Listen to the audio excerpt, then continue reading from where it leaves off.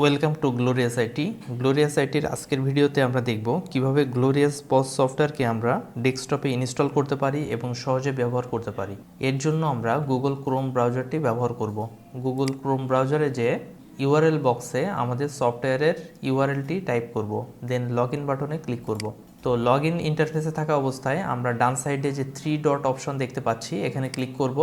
দেন এখান থেকে একটু নিচের দিকে চলে এসে আমরা এখানে কাস্ট সেভ অ্যান্ড শেয়ার অপশনটি দেখতে পাবো।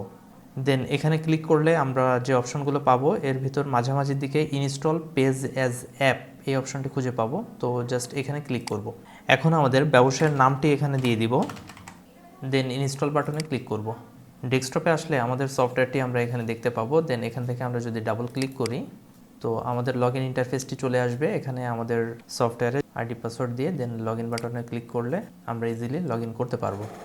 তো আমরা চাইলে এখানে পাসওয়ার্ডটি সেভ রাখতে পারি পরবর্তীতে ইউজের জন্য। ঠিক এইভাবে আমাদের ইনস্টল করা অ্যাপসটি আমরা কম্পিউটার ডেস্কটপে বা টাস্ক বারে দেখতে পাবো। এখান থেকে আমরা সুবিধা অনুসারে ব্যবহার করতে পারবো। ধন্যবাদ সবাইকে।